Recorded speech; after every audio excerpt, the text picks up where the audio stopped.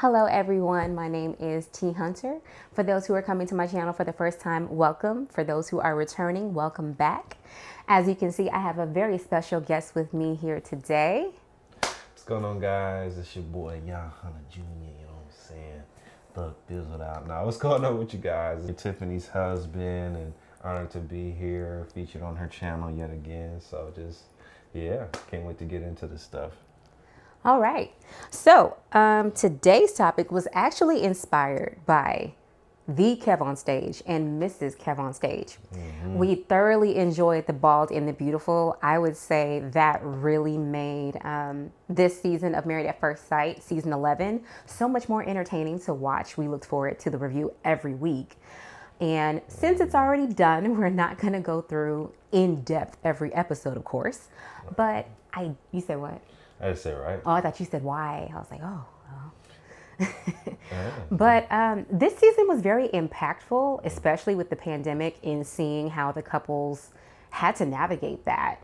You know, it's one thing for us, you know, being married for 5 years, navigating a pandemic, first-time parents versus strangers marrying at first sight. And now you're locked up in the house.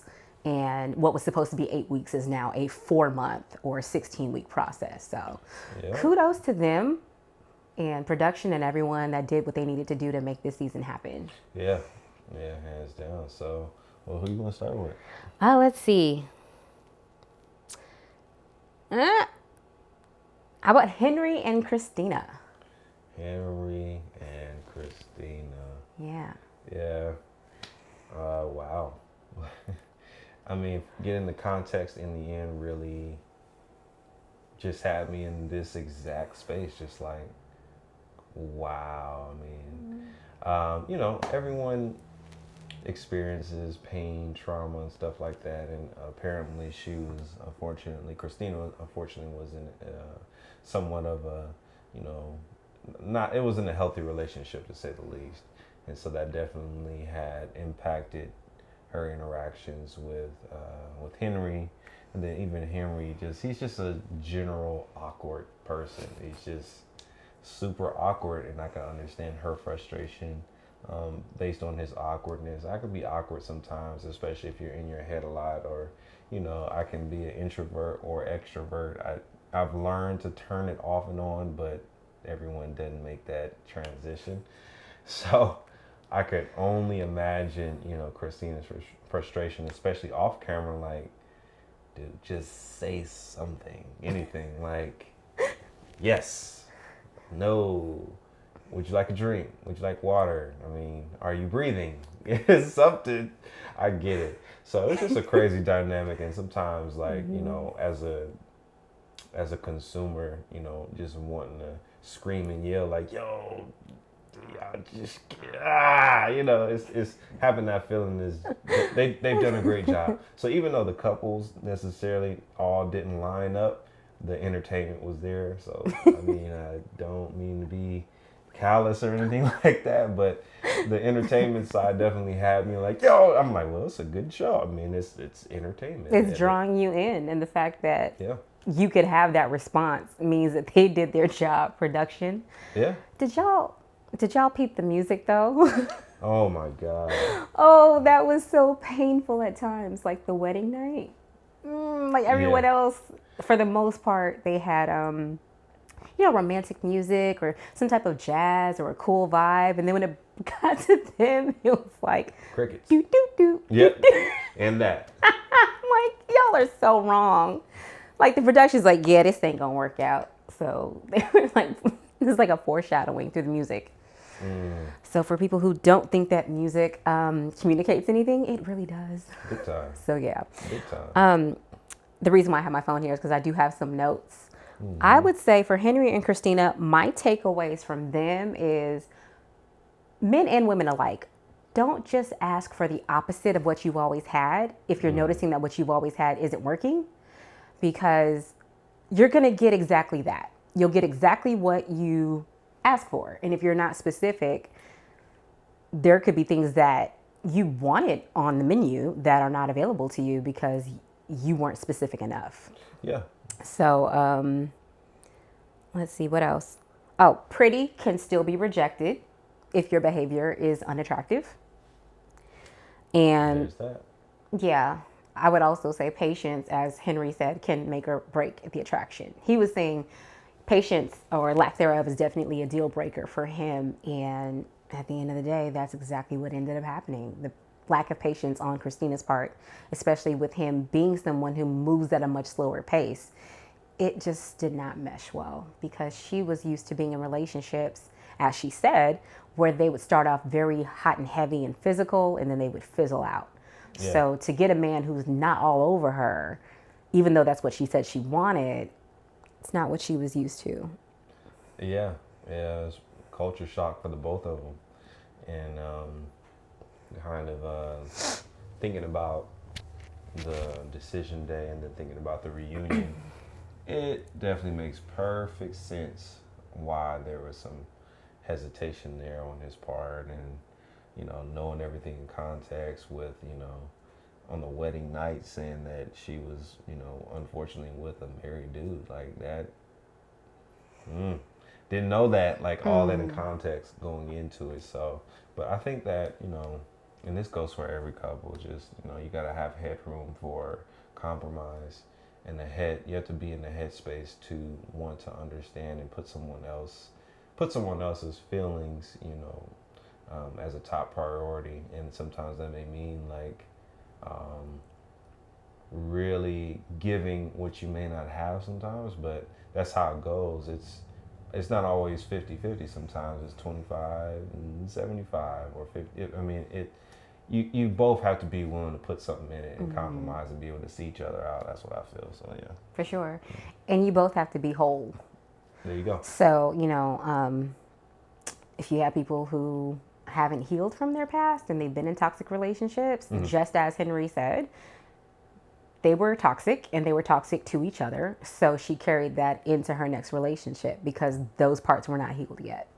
And that could have been the norm for her. So yeah, unfortunately it did not work out for them, but yeah, who knows? Maybe we'll see a spinoff with Henry and the woman in the next couple, Olivia and Brett.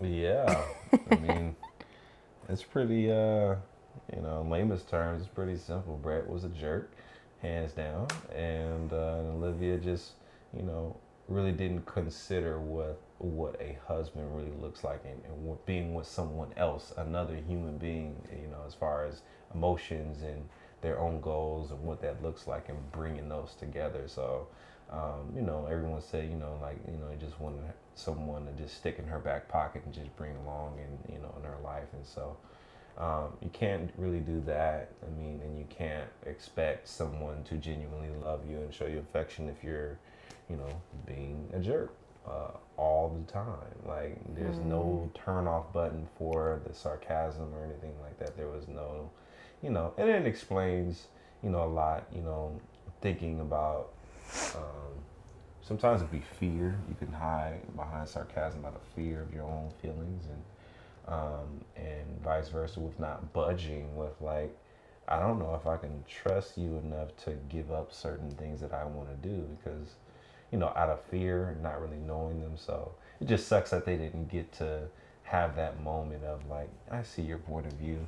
I don't necessarily 100% agree with every dynamic of it, but I'm willing to compromise, and about both parties having that moment. Just hate that they didn't get to get on the same page. So Yeah.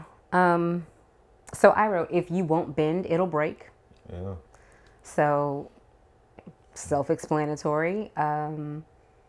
Sometimes we get into relationships and we have this idea of the end goal and the outcome that we want to see, and we don't factor the other person into the equation, as Jan was saying.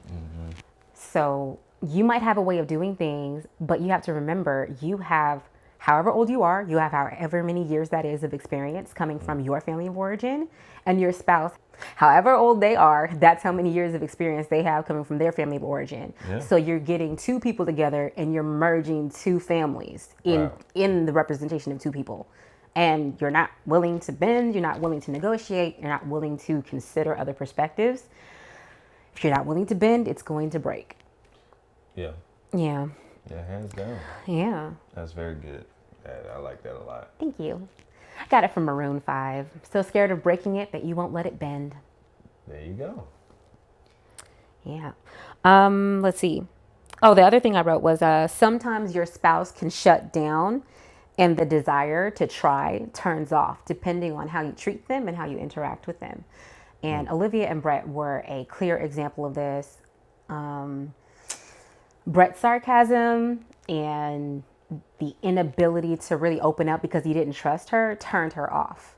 The very beginning, she was saying he's cute, he's tall, he's got a cat, you know. Right. She didn't know much about him. That's all she had to go off of. But they both said that they were attracted to each other. And it seemed like they both wanted to be attracted to each other and wanted things to work out. Yeah.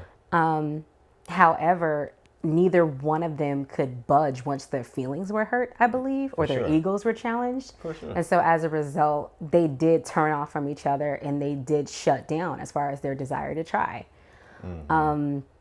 I could not describe a better image of detachment than when Olivia asked him, is there anything we can do between now and decision day to turn things around? And he said, nah, no thanks. There was like no emotional connection. There's no fire, nothing. He was just completely checked out. So as a result, she did too. Yeah. I think I was definitely add to that with everything. What you just said is, I think that every moment isn't just that moment. And I've learned that. I think we're learning that as a married couple 5 years in, is sometimes there's a moment that maybe of frustration or something like that, but that moment isn't just attached to that one setting. There's like 50 other things that are associated or that led up to that moment. So it's crazy to try to get an analysis of someone's feelings based on the right then and right there. And it's like, I mean, we could talk about this, but we also got to talk about yada yada yada because I still feel some type of way about this happened. Right. I feel some type of way about, some things may come back to your memory, or you'll be like, you know what, that really did hurt my feelings. And then and so then it's time to perform. It's time to come on camera, and then what the audience sees and everything like that. And we're only left with 2 hours of footage. Right. And we don't know what else went down. So, and that's for both of them. Like, And it's not just 2 hours of footage for one couple. Right. It's 2 hours of footage with 5. Yeah. So we're only seeing like roughly what 2 to 5% of their marriages. Right. So. And we're seeing them once a week. So yeah. To anyone who's done Married at First Sight and you've got any type of backlash on social media, I feel for y'all, because we don't know everything. We don't know the context. We just know what's shown to us. We know what's edited, and we know what makes TV. So yeah, this season has definitely taught me 2 hours a week is not enough to make a judgment on someone. No, not at all. Not at all. And then the other thing too is it is at first sight. So they don't have the chemistry in the background to really be like, oh yeah, well that makes sense. Like, I've known you for 5, 6, 7 years, and you do that because of this experience with this family member or with this friend that happened. It's like you don't really have you're literally just learning the person as you go, married. Right. And that's a challenge for anybody. That's a challenge. It sure is. Okay, anything else on Olivia and Brett? No. Okay. All right. So as you see, we started with the couples who decided not to stay together. So now we're going to move on to those who decided to say yes on decision day.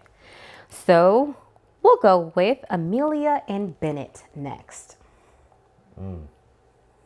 Everything just flowed. Yes. I mean, kudos to the both of them. Kudos to Bennett. And I really like that he can express himself in a way where you know exactly where he's coming from, what he's feeling, and it's not, even with challenging conversations when he had to express himself, it was still respectful, it was still inviting, calm, and he could assert himself, and just his vocabulary is just I mean, I feel like my vocabulary from a level of 1 to 10 is like a -3. So for him, it was just like, yo, bro, like I'm learning. I need to get a dictionary. 1, I need to read more books. 2, and then 3, expressing yourself, like even in difficult conversations. So I respected that about him, and he owned who he. And both of them, they both own who they are. They're like, we're Right. weird. We know it. We miss some, deodorant sometimes, and we don't always get. I'm like, ugh. Yeah. So they own that. They own that mess, and I respect them. I don't want to smell you, but I respect it. I mad respect for the both of them. So, Yeah. Absolutely. Looking at Amelia and Bennett, the phrase "there's somebody for everybody," they are it, like for sure. They just worked. I remember in the beginning, I was a little nervous as to whether or not he would go through with it when they both realized that they knew each other and they met each other before. Yeah, I wasn't right. sure if they were going to be like, well, technically, this isn't Married at First Sight, so no thanks. Yeah, that's right. I mean, that's exactly. They did say that. Yeah. They're like, yeah, for the first time, he was like, actually, it's not the first time. Right. Whatever that first experience was, I guess it was distant and vague enough to where he wasn't thinking, I don't want to do this, and she wasn't thinking, I don't want to do this either. So that worked out. Yeah, it did. It really did. Let's see, what else did I write? Oh, I know one thing that was questioned by Bennett's sister and one of his friends was, you guys haven't faced anything tough, or Yeah, do you yeah. think you're too happy? This seems too good to be true. And a lot of times, happy couples who seem too good to be true, they get a lot of flack from, I guess, couples who seem to go through a lot of storms maybe early on. And that's not necessarily fair because every relationship is different. Yeah. So just speaking from our standpoint, every happy couple has to face a storm at some point. So whether it's in the first year of their marriage, if it's 10 years in, if it's 3 months in, whatever it is, like a storm is going to come that's going to, God willing, draw them closer together. But for them to have only been together 3-4 months, around the time that the friends and the family were questioning, like, are you too happy? It's like, well, they're still in honeymoon phase right now. Right. And come on, let's be real. Married at First Sight, they pick an apartment for you. I believe at one point, I don't know if they did it this season, they were giving them a stipend. So you get married, they send you on this fancy honeymoon. You come back to a place that they've chosen, a mutual spot for you and your new spouse to move into. They're giving you a stipend on top of whatever money you're making. I mean, that's a pretty good experiment, I would say. So Absolutely. if they're enjoying it and they don't have any bumps in the road, like sometimes we just have to let people get to the bumps when they get there instead of trying to make them think that something's wrong with their relationship because maybe they haven't had a disagreement. Yeah, for sure. As far as that caution and Sure. for the seasoned folks, and it also kind of shows where the source is as far as like their view and their standpoint on their marriage or previous marriage, where it's just like, yo, you better get ready. It's like, well, that lets me know that the temperature of your situation. Also too, but like she said, my wife said, every couple is different, and when you do face those times, it does matter. And life is definitely shown that life can happen. Like it's proven it time and time again. So, and we sort of got to see some of that in the back end of their marriage. Looking at the reunion, they both ended up with jobs, and they were only able to spend limited time together. They look still happy, Yes. but they look more in the pocket, like toned down, but not dead. But just you could just tell, like, yep, life, And I'm glad that they own whatever emotional state that they're in. So if they're extremely excited about something or excited about each other, they just don't hold back. And there's a certain level of, like she said, being whole with yourself. When you're whole like that, you can literally be a whole person for someone, And when you're excited, you can literally have those legitimate, organic, unscripted, happy moments. So that's what I loved and took away from Amelia and Bennett for sure. So shout out to y'all. Dr. Amelia, keep doing your thing. Right. Bennett, awesome job expressing your emotions and then also being supportive of the other husbands there too. Yeah. Oh my gosh. He is just awesome. Yeah. For sure. I'm sure they were definitely a favorite of the couples on the show. Yeah. Oh, yeah. Yeah, they played the music for them as well. The circus kind of quirky. Yeah. Good job. Good job. Yep. We enjoyed it. All right. Anything else on Amelia and Bennett? I think that's it. Yeah. I was trying to Are you yawning or are you being funny? I'm trying to hold it. Okay. I was trying to, it just came out. No, it's fine. Yeah. Okay, moving on to, I would say, one of my favorites. Miles and Karen. Yeah. Yeah, I mean, I'm sorry. I really loved her makeup on the wedding day, and I tried to channel a little bit of it, this eyeshadow here. So shout out to you, Karen. Yeah. My mans and my homegirls, man, they was giving us they was just giving us the runaround, And They had us on the edge of our seats. Yeah. We didn't know what was going to happen. I thought for sure it was just going to be like, but it goes to talk, it just all goes back to, again, like what happens off camera. And it makes sense that if you're a private, introverted person on top of experiencing, some severe hurt and damage from a previous relationship, those two combined together can make you look a certain way on camera than what you really are, in person. And I don't think anyone is ever just that cold and just like all the time. Like there's got to be more. Even the moments that we saw, having a good time, it still felt like I'm having a good time, but not that much of one because at any moment you could switch up. So it just there were moments of like there were some moments like that, and again it could have just been editing. But I'm glad that they ended up together. Like after watching Decision Day and watching the reunion, and seeing their interaction, then just checking them out on social media. Yes, come on Instagram. I see you, brother. Yes. I see you, sis. I see you, queen. I see you, king. Yeah, yes. I see you. It looks good on y'all. I had to retract. I had to backpedal. I had to say, take some of it back. I take some of it back because I just respect genuine hearts, and you can catch those vibes. Just a picture says a lot, like it really does. Yes. Some stuff you can fake, but there's the spiritual side. I can feel the spirit. It's just like it's genuine. Like both of them. Like you guys worked it out. So I pray that you guys can, hang in there. But definitely had me thinking that it wouldn't happen like at all. Definitely. Yeah, whoever sent that text, y'all knew exactly what you were doing as far as cliffhangers. Because I was thinking, oh shoot, is she going to tell this producer, like, I do not want to marry him because he's not my type? And that's her right to do so. Yeah. So I was like, is this going to be the first runaway bride on Married at First Sight? Karen, you definitely had us on the edge of our seats. Yeah. Yeah.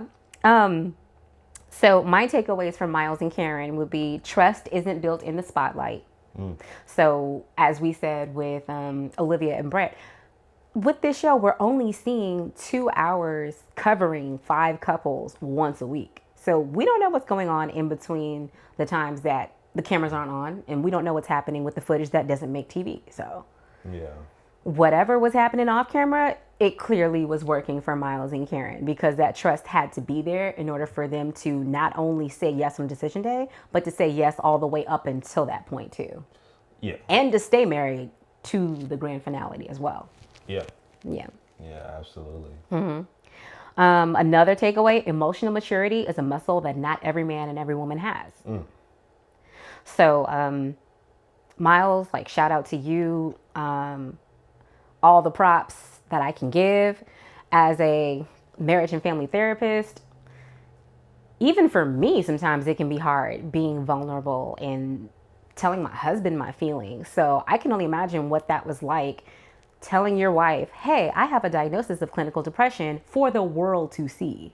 So raising that awareness, and then also not only raising awareness for mental health, but awareness around men should be comfortable confiding in their wives about their emotions. Like that was major for me.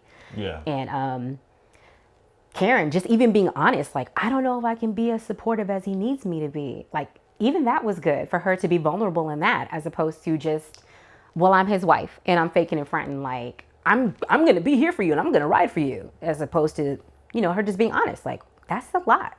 Yeah. And I don't know that I can be as supportive as he needs me to be. I want to try, but I'm only human. You both are. Mm-hmm. Yeah. I would say this is my favorite. Miles is a great example of protection and covering. Because of how things were edited, I'm sure Karen didn't always come off as the warmest person. And yet, every opportunity that Miles had, he never trashed his wife. Mm-hmm.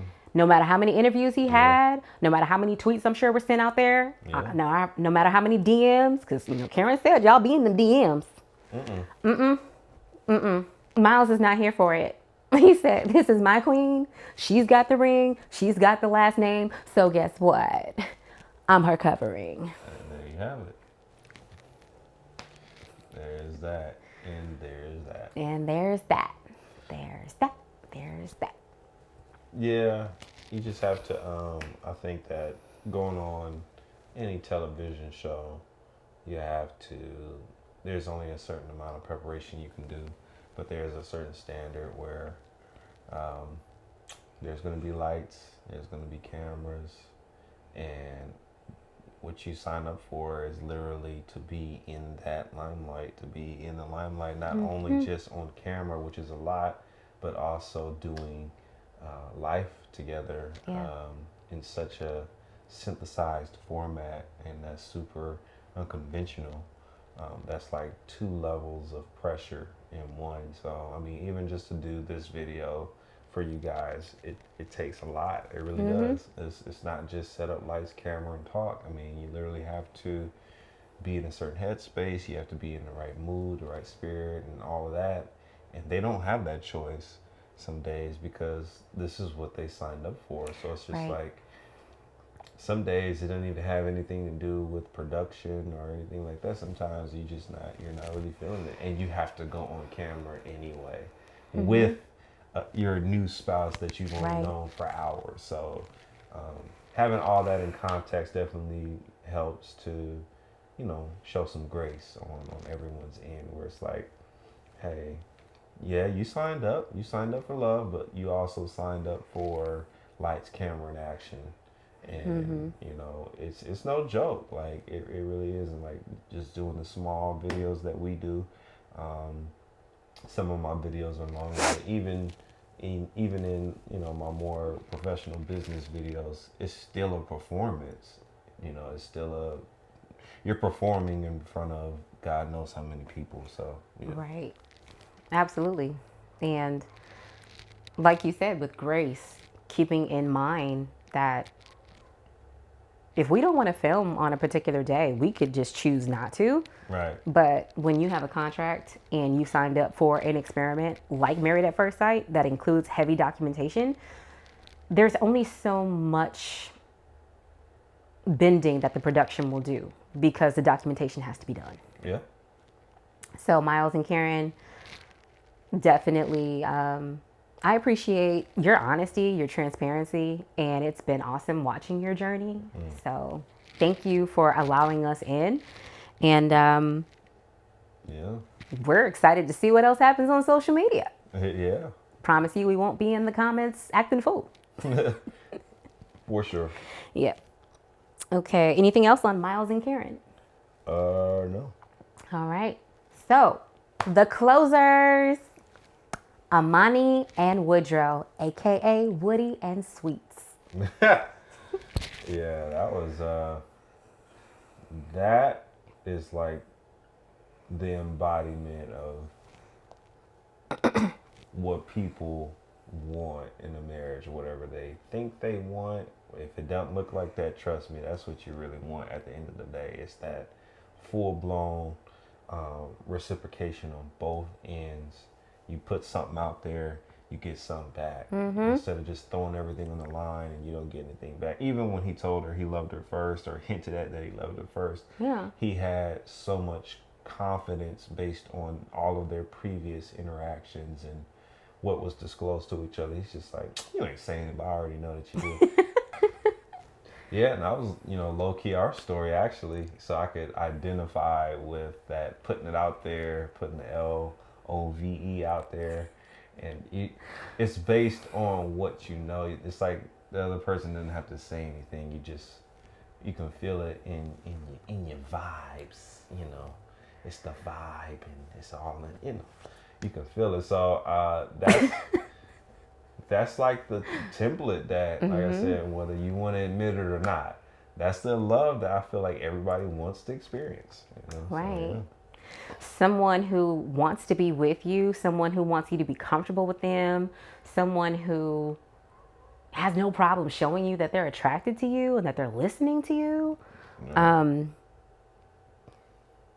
Yeah, I would say as far as like some of the conversations that Amani and Woody had, like the first one was when he was asking her like not to just make decisions without talking to him. And the example he used like seemed trivial, like don't just cut all your hair off and I come home and I'm like, ugh. It's like, but when he gave the context of, like the tragic loss of a pregnancy, and finding out the pregnancy was terminated without his input and without his knowledge, like that's devastating. So now if someone could do something that big, I think I kind of want to be included in all of the decisions, even if they're really small. Something as simple as you cutting all your hair off. Like I kind of just want to know ahead of time. I don't want to be surprised like that. So him being able to give that context, and I know some people were thinking, oh, he's doing way too much. Cutting all your hair off is so different from an abortion or so different from quitting your job. But when the trust is broken at the core, even the smallest decisions that you do not tell your spouse about could lead to like, unraveling type of arguments. Yeah. So I'm glad that, Woody, you were able to be transparent and to be very vulnerable about something that big, because had he not done it, I'm sure, like Amani was giving him that look like, bro, if I want to cut all my hair off tonight, like you wake up and the hair's on the pillow, like it is what it is. I'm still beautiful. Yeah. And we're still married. Exactly. But yeah, just him being willing to go there and tell her like, okay, no, it's not about the hair. It's about the trust. Like my trust has been broken before. Yep. Yeah. Yeah, I can definitely feel that. There's always more behind the moment. There's a moment that's going on. He's flipping out. He's crazy. There's more. There's probably like 3 sagas of 3-hour movies each behind this moment. Context is everything. So we often take the reaction as final, but we never dig into where that reaction is coming from. So that makes perfect sense. I thought the same thing. I was like, I mean, I get what you're saying, bro. That's kind of like not what this, but I get it. And then getting the context. It's right. Like, oh yeah, bro. Like, sounds like this is something that would have, come up in premarital counseling or something like that. If the question arises, something like this. Like a lot of those questions they were asking were like premarital counseling questions, and it's like you're already in. Right. Like it's already said that I do. Had a full blown reception and danced your hearts away, and had a great time. And it's like now we're gonna do the work after the fact. And I mean that typically that is marriage, but more so like not having that foresight up front. So I think the only critique I have on the show is I didn't really get like a lot of background on Amani. I felt like we got a lot of background on Woody. We know about his grandmother. We know about like he used to be a player, and he didn't want that life anymore. He was tired of it, trying to convey that. Right. But we didn't like. I don't feel like we really dug in deep to Amani like that. Yeah, but I was rewatching the beginning episodes actually, and I know Amani had said she wants to be married. the reason why she signed up for the show is because she wanted to be married, and she felt like the men that she would come into contact with, they were not very serious, and she was dating someone, I don't know how far before coming on the show, and found out that he was married. And so, like, just that broken trust, there. So both of them had issues as far as trust was concerned. But yeah, I know there might not have been as much of a dig into Amani's history, but watching it back and then like seeing what she went through and her conveying, hey, like, I want to be with somebody that I can trust, and I haven't had that in the past, but still being willing and open to try this with a stranger. Like, I definitely commend her for that. Yeah, for sure. Yeah. Yeah, that means that you are growing past what happened. And you want to experience love with, a husband in a way where that can, no longer be the general outlook on men and marriages or relationships, but I'm willing to try again, let alone on a reality TV show with billions of people watching. So kudos to you for that. So yeah.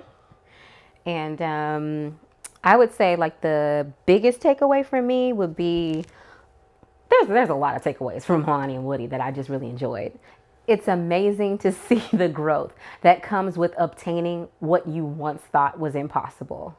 Yeah. So that level of maturity and responsibility and care that goes into the relationship that you never thought you would have, like Amani and Woody, they definitely rose to the occasion.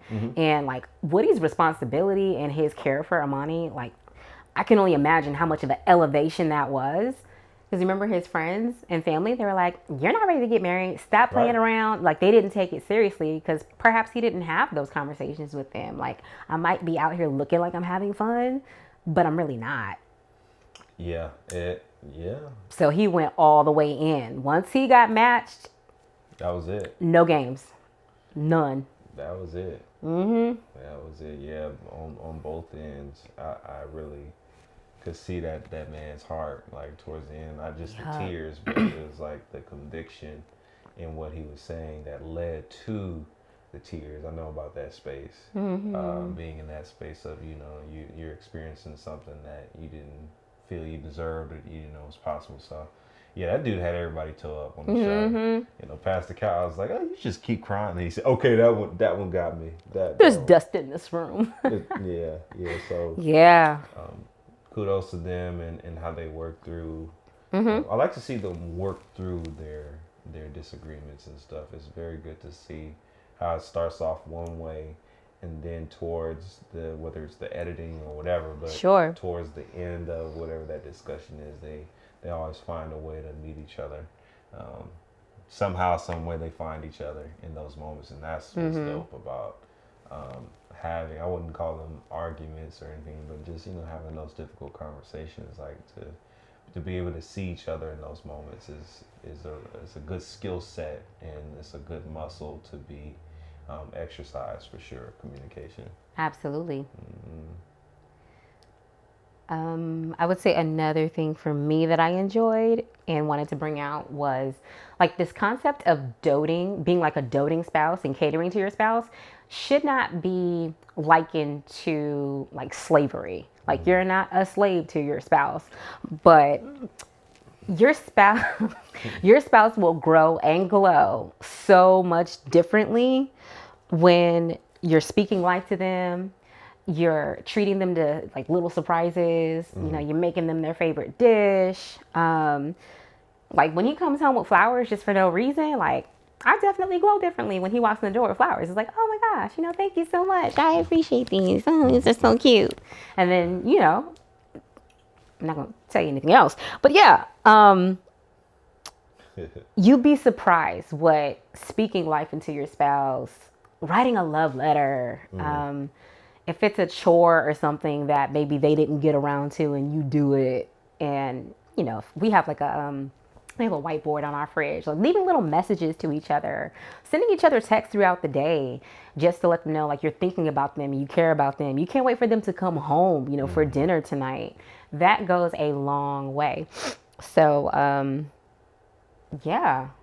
like Amani and Woody, y'all doing it. Woody, that coupon book that you gave your wife for the 1 month anniversary. Oh my gosh.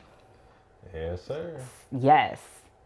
Yes. Yeah, man. Yeah, kudos to you both. Yeah. Congratulations to you both. Congratulations to the couples who decided to stay together.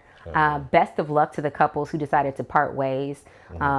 Just because this did not work out for you, it does not mean that love is not still going to be available to you. Absolutely. So thank you for this journey and sharing it with us. We enjoyed this season thoroughly. Yeah. And can't wait until the next one in January 2021. Yeah, guess we'll see. I'm down for the ride. We'll see. It's all nothing.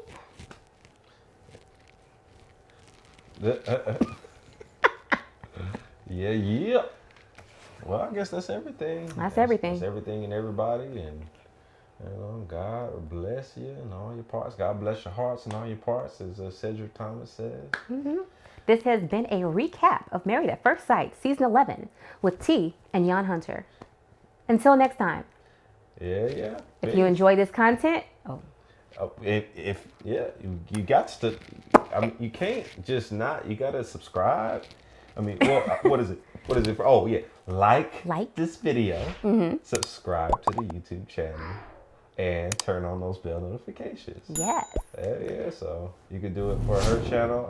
We'll leave something in the cards for my channel, and it's usually on the left side, so it's gonna be over here. So the notification bar will be right there.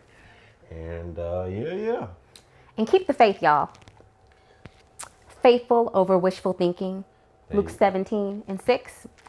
The link for this hoodie, along with the long sleeve shirts and other items that I have available, will be in the description box below. Thank you so much for watching, and I'll see y'all in the next one. Bye, guys. Peace.